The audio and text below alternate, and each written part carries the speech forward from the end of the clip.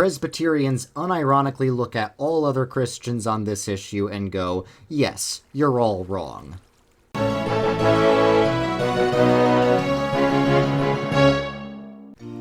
Hey guys, welcome back to KingdomCraft, where we build churches in Minecraft while talking about Christianity. So today we're going to talk about the Sabbath, and the almost uniquely Presbyterian view of the Sabbath, which is that not only is the Sabbath still a requirement for Christians, but that it is specifically Sunday. So the Sabbath is this Old Testament principle that we are supposed to dedicate one day out of the week to worship the Lord and generally not do work on that, with some exceptions. Jesus does make those exceptions, and he's clear that he is making exceptions. But generally, we believe in the Sabbath. Now, there are several other perspectives that we disagree with. A lot of Catholics, Orthodox, Anglicans, Lutherans, a lot of the high church folks will say the Sabbath still exists, but it's still Saturday. We worship God on the Lord's Day, which is Sunday. They think the Lord's Day is something different from the Sabbath. Then there's the common, Baptistic, evangelical perspective that really Christ is our Sabbath. It's common in a lot of Baptist circles, not all, but it's common. You'll find it. And then there is the sort of Seventh-day Adventist perspective, which is, no, the Sabbath does still exist, and we still have to follow the Sabbath and worship God on the Sabbath, but the Sabbath is still Saturday. It didn't change. So the Presbyterian view of the Sabbath is that the Sabbath still exists. We still should worship God on the Sabbath, and the Sabbath is specifically Sunday. And I'll give you the biblical reasoning for why we believe that. So here's the biblical reasoning for why the Sabbath still exists. Because the Sabbath was not introduced in the law given to Moses. It's not unique to the Old Testament Jewish religion. Now, of course, because we believe in covenant theology as good Calvinists, we believe that the whole Bible is the unfolding of the same one overarching one covenant of grace. So just because there is different administrations of that covenant in the Old Testament and the New Testament, the substance of the covenant is the same. We have the same exact religion as the ancient Israelites did, just under different outward forms. Because Christ has been revealed to us, we no longer need the types and shadows of the sacrificial system. But fundamentally, the faith that we have now is the same faith that they had back then. It's the same covenant with God. So we would disagree with, 1689 Federalist Baptists about that. We believe the Old Covenant and the New Covenant are really just old and new administrations of the same covenant. So because of that, the Ten Commandments, which is part of the Old Testament law, still applies to us because it's not part of the ceremonial law. The most clear argument for why we should still keep the Sabbath is it's one of the Ten Commandments. It's the fourth commandment. Maybe it's the third commandment if you're Lutheran or Catholic, but I don't think the numbering of the commandments is all that important. It's one of the Ten Commandments. Nobody denies the Sabbath as one of the Ten Commandments. And basically all Christians agree the Ten Commandments are still binding on us today. We still have to follow the Ten Commandments. It would make very little sense if only 9 out of the 10 commandments still apply to us today. Now, that is actually the perspective that St. Augustine takes, and I love St. Augustine. He is one of the most brilliant theologians in all of Christianity. But he is not infallible, and I think it is kind of silly to say that 9 out of 10 of the 10 commandments still apply to us today. Jesus talks about the commandments just as a general category and then gives several examples of them. The phrase 10 commandments appears in Scripture. There is this recognition that basically all of the moral law is sort of summed up in the 10 commandments, which is true. Every moral issue, even ones not explicitly mentioned in the Ten Commandments, are implicitly contained in the Ten Commandments. For example, the Tenth Commandment doesn't explicitly say not to have an abortion, but it does have a command not to murder, and abortion counts as murder. It also says doesn't explicitly say, to not be in some sort of homosexual relationship, but it does say to not commit adultery. And you can extrapolate from that to sort of any impure sexual behavior, and that's what Jesus does. He said any impure sexual thought is covered by the commandment against adultery. So the entire moral law is summed up in the Ten Commandments. So there is very little reason as to why one of the Ten Commandments would not apply to us today. But just in case someone still takes that perspective, the Sabbath was not introduced in the Ten Commandments. It was proclaimed in the Ten Commandments, but it wasn't the first time it was introduced. The Sabbath was built into creation. God created the world in 6 days and rested on the seventh. Now, I don't take that literally. I'm not a young earth creationist. But still, that principle, the reason it is presented to us that way is to teach us about the Sabbath.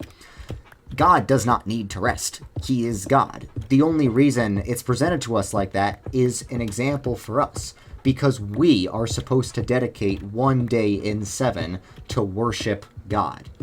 That is why the Sabbath is important. The Sabbath is necessary for all of creation. And the number 7 and this idea of a week exists in cultures all across the world. It is built into creation. That indicates that it's part of just nature. It's part of natural revelation, not necessarily even part of the covenant of grace. Because, I mean, it is part of the covenant of grace, but it's not just that.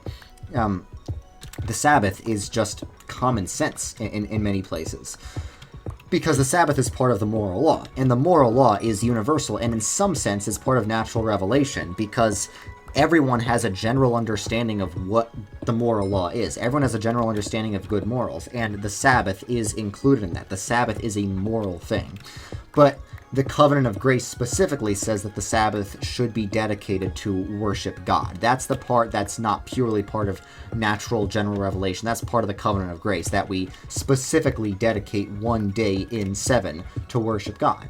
And it's always very specific that it needs to be a specific day. It's not just you can take whatever day you choose. I've heard a lot of people, even a lot of, pastors or, church organists say, oh, I'm taking my Sabbath day on Tuesday because I'm working on Sunday. So no, worship is the kind of work you're supposed to be doing on the Sabbath. You could technically call worship work. I mean, you have to sort of walk yourself to church, or maybe you drop your kids off at Sunday school. A lot of Orthodox Jews are really insane about not doing anything that could be considered work on the Sabbath, and Jesus very clearly repudiates that behavior. Like, it's weird, there's Orthodox Jews, and by the way, I have Orthodox Jewish ancestors, so I'm speaking from sort of indirect experience here. There's a lot of Orthodox Jewish people who, won't even flip a light switch, because that's too much work on the Sabbath, but then they create these, loophole inventions where it's a light that is always on, but facing one direction, so you can sort of turn it around, and it's kind of like turning on a light, but they're seriously treating God like he's a hall monitor. They're just trying to get away with stuff. I don't know. That's not how you're supposed to approach the Sabbath. The Sabbath isn't a meaningless rule. The Sabbath is a gift, because the Sabbath is a foretaste of heaven. Heaven is about worshiping God. And we are so distracted with our earthly work that we forget to worship God. The Sabbath is a gift to us. It shouldn't be seen as just a series of arbitrary rules. That's why Jesus said, if someone needs help on the Sabbath, you should help them, even if you're technically doing work, because God always wants us to help people. But ideally, we should try and get our work done on the first 6 days of the week and not on the Sabbath. So that's my biblical case for why the Sabbath still exists, and it's still important for Christians today. But why is it specifically Sunday? A lot of people don't understand that. A lot of people think, the Catholic Church just randomly decided to change the Sabbath from Saturday to Sunday. Well, the Bible never directly says the Sabbath was changed from Saturday to Sunday. The Sabbath used to be Saturday, I will grant that. The Bible does very clearly say the Lord's Day is Sunday. And I think the Lord's Day is the same as the Sabbath. The people like the Catholics who think the Sabbath is still Saturday, they would say there's a distinction between the Sabbath and the Lord's Day, but I disagree. I think the Lord's Day is the Sabbath. Why? Well, the command of the Sabbath, universally, for all believers, in all different times and places, is you worship the Lord on the Sabbath. And in the Bible, we see that the Christians gather to worship the Lord on the Lord's Day, which is Sunday. So the implication of that is that the Sabbath was changed from Saturday to Sunday. There's not an explicit proof text saying the Sabbath was changed from Saturday to Sunday, but if the day the Christians were gathering to worship was Sunday, and because it's the Lord's Day, the reason they worship on Sundays, that's the day Jesus rose from the dead. That's why it's called the Lord's Day. It's Jesus' day. And the meaning of Sabbath, in some sense, is Lord's Day. The Sabbath is the day dedicated to the Lord. That's maybe not the meaning, but that's how the Sabbath is defined. It's the day that's dedicated to the Lord. So it only makes sense for the Lord's Day to be identical with the Sabbath, and I think the Lord's Day is identical with the Sabbath.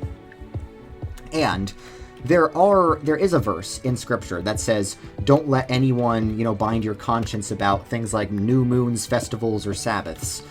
Now, that is probably the best proof text against strict Sabbath keeping, and that proof text would almost indicate that the Sabbath is just part of the Jewish customs that are no longer binding on Christians. But here's the thing. The Pharisees had tons of regulations about the Sabbath.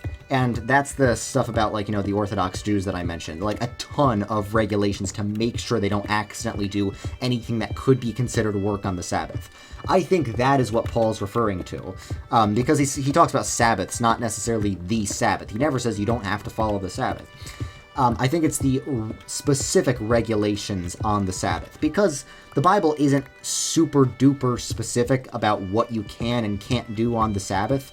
And Jesus does add more flexibility to what you can and can't do on the Sabbath than a lot of the Jewish leaders previously thought. So I think the best interpretation of that passage is that you shouldn't have super strict binding rules about which particular things you can do on the Sabbath. You should just try to the best of your ability to not work on the Sabbath, to worship God, go to church on the Sabbath. And everyone will always have slight disagreements on what counts as what. Like, the Westminster Confession tries to be specific. It says the only works that are acceptable on the Sabbath, the only work you can do is either works of necessity, meaning things you can't do on any other day, or works of mercy, like if someone needs help, or if you need to take someone to the doctor, or if you need to go to the doctor yourself, like, that's okay, because Jesus made such exceptions. But people always disagree, like, you can't do worldly recreations on the Sabbath. So does worldly recreation mean going to a sporting event? Or does worldly recreation meaning watching a TV show? I mean, I could be proven wrong by someone else. I think it's okay to watch a TV show on the Sabbath, but I don't think you should, go to a sporting event on the Sabbath. Ideally, all businesses would be closed on Sunday. All businesses that are not essential, like hospitals. And they used to have that a lot in America, but unfortunately they got rid of it. I really think that society collectively should work better towards Sabbath keeping, like they traditionally do, and still do in some parts of Scotland to this day, because Scotland is the based traditional Presbyterian country. So now let me talk about just the practical way to follow the Sabbath. Now, you could say the Sabbath is a day where you should not do this work, it's a day you should worship God, and like I said, there will be different interpretations even within the Reformed Presbyterian tradition about what specifically you should or should not do on the Sabbath. But the most basic way to follow the fourth commandment is very simple and very straightforward. It's go to church. You go to church on Sunday. That is the fourth commandment. I believe that the fourth commandment is telling people to go to church every Sunday. Every Sunday that you can go to church and choose not to is sin. It's very important. It's not some arbitrary rule that you're being forced to follow. It's very important for you. I've seen this so many times with some very dear friends of mine. Every time a Christian says, yeah, I'm a Christian, but I don't need to go to church every week, they almost always end up walking away from the faith. Because of how sinful we are, we forget about God so easily. Every time some Christian says, I feel like I'm getting distant from Christ, I feel like I'm falling away from God, I always ask them, do you go to church every week? And 99 out of 100 times they say no. Or a lot of times people will be like, oh, I want to be faithful to Christ, I want to be a good Christian, but I feel like I'm struggling, I don't know how to be a good Christian. A lot of times I'll ask those people, do you go to church every week? And they're like, no. Dude, that's like step one. That's like saying, I don't know, I want to be a famous mathematician. Have you gone to high school yet? No. So, no, that is step one. Before you can talk about, like, really growing deeply in your spiritual life, you need to obey the commandment to go to church on Sunday, to go to church on the Sabbath. Now, if you really can't, that's another thing. If there are some people, I am actually surprised, pleasantly and unpleasantly surprised, by how many young people watch my videos. By young, I mean, like, underage, like 14, where they're too young to, like, drive themselves to church. A lot of people are very young, like children. They want to go to church. but their parents are hardcore atheists or anti-religious who won't let them. I say I'm pleasantly and unpleasantly surprised. I'm pleasantly surprised how many young people are way more religious than their parents. I'm unpleasantly surprised about how much the parents of kids these days aren't letting them go to church. If you're in that situation, it's not a complete excuse. You should still try to go to church, because most churches will still give you a ride to church if you ask them. If you reach out to your local church, most of the time, especially if you explain to them your situation, that you're a young person who wants to go to church, almost every single time they will provide you with a ride to church. Now, another thing is that a lot of people are like, oh yeah, I could totally drive to church, but there's no good ones around me. Now, of course, if the only churches around you are blatantly heretical beyond any shadow of a doubt, if it's just Jehovah's Witness kingdom halls and Mormon temples around you, and there's nothing within 200 miles, then you could be excused and just try to watch a Presbyterian church service online. But if the options are okay but not great, if it's not exactly what you agree with, you still need to go to church. Any church is better than no church. I'm a Reformed Presbyterian, right? But if I was on an island where the only church there was a Catholic church, I would go to that. If the only church there was a non-denominational church, I would go to that. If the only church there was a liberal church with a female pastor, but they still believed in the Trinity and the divinity of Christ, I would go there. I think it is very prideful to neglect going to church just because there are no churches that are good enough for you. There's no such thing as a perfect church, and it's important not to purity spiral. Purity spiraling is where you demand a certain level of purity from churches so much that you will not go to church if it doesn't live up to your purity standards. And that is also sin, because that basically says you're not going to submit to the church at all. You're just going to submit to yourself, and you demand that the church submits to your standards of what a church should be like. So that is not a good excuse to not go to church. The only good excuses to not go to church are if you're sick with a contagious illness, or if you're severely disabled, you can't really get yourself to church. That is a legitimate excuse. Congrats. If you're sick now with a contagious illness, congrats. You don't need to go to church this week. That is what we call a work of necessity. It's for the sake of those around you. Seriously, if you have the stomach virus, I do not want you to go to church with me. And if I have it, I'm not going to go to church with you, because I would rather get the flu 20 times in a week than get the stomach virus. So yeah, that's an excuse. Or if your excuse is you live in North Korea. If any of you watching this video on YouTube live in North Korea, then congrats, you have an excuse to not go to church on the Sabbath. And if you are really in the middle of the Sahara Desert, and there's not a single church within 300 miles, fine.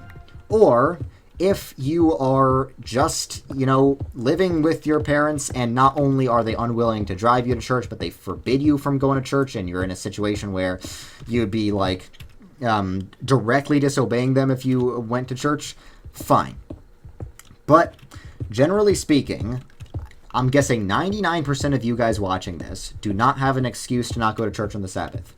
Don't worry so much about what exactly you can or can't do on the Sabbath. Just go to church, because God knows we need the Sabbath. If the Sabbath was instituted before humans had even fallen to sin, how much more do we need it now that we have fallen into sin? So that is why all of us should remember the Sabbath and keep it holy, just like God tells us to. Thank you for watching, and I'll see you guys later.